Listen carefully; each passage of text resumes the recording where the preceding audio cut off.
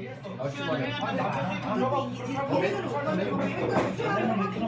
reaching out.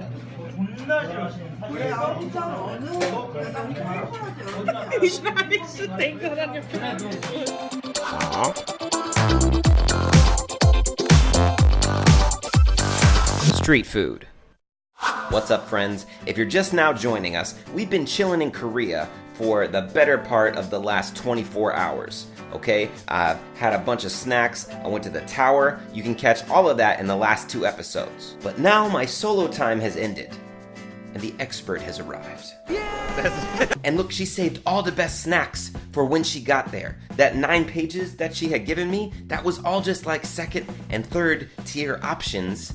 So now it's on for real, okay? Seoul, street food, going down. Our first stop was Gwangjang, which is like the epitome of Seoul street food. That means there's a lot of stalls with a variety of so many different things that you can try. Obviously, it's way more than I could try in one night, but Elisa made a list of the essentials. Here's the etiquette. If you see an empty seat, you roll up, you sit in it, you say, hello, 안녕하세요, something like that, and then you just start shouting out what you want. Bring me this, and it just starts coming. We got the staples, okay? Teokkbokki.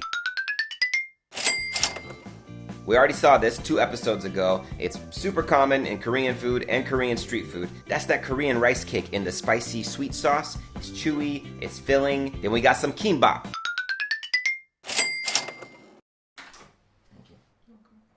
Y'all didn't know it was morning, did you? I didn't get my coffee yet. Sometimes vlogging waits for no man. You know, you just gotta make it happen when you got the time. I got time this morning.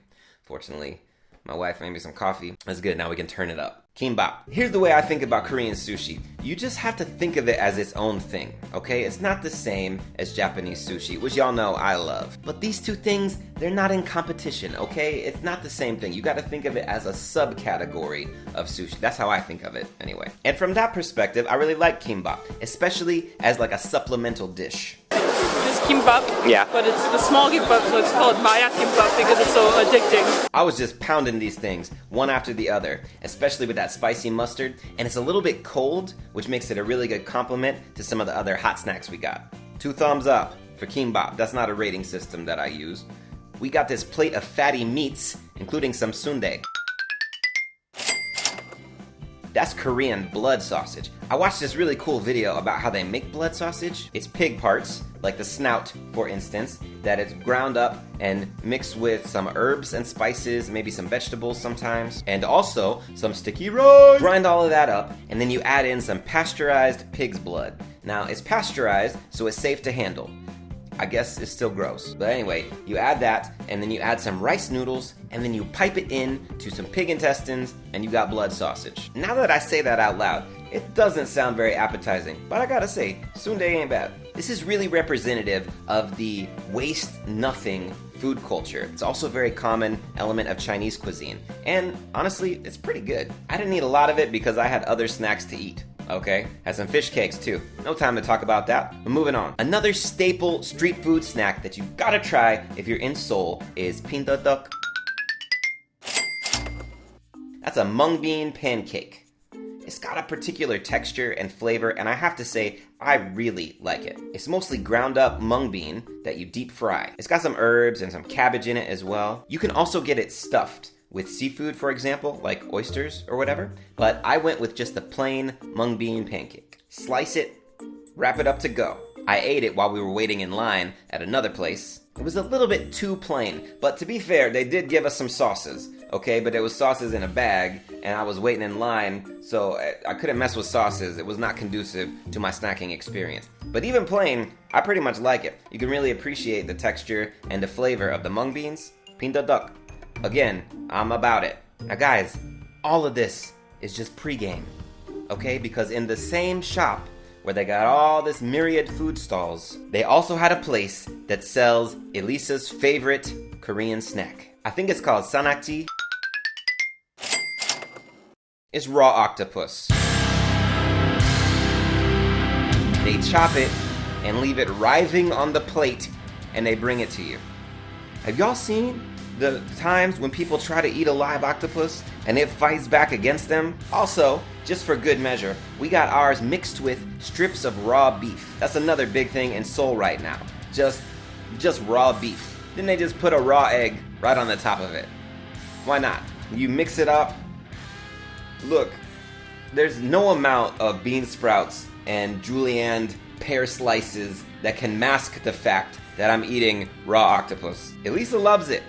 It tastes like her childhood. She lived in Korea until she was 8 years old, and then she moved to New Jersey. So she grew up eating Korean food. And according to her, you can eat Korean food outside of Korea, obviously, but it's just not the same. Now, she had actually never tried the raw beef before, I learned after we had ordered it. I'm not gonna lie, I was worried about my bowels.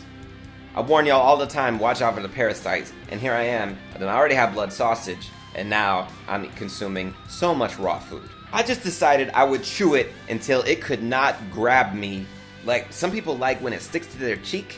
I'm not trying to play with my life, okay? The way you do the beef is you have the little piece of seaweed, you put it in there with some sauce or whatever, just knock it back.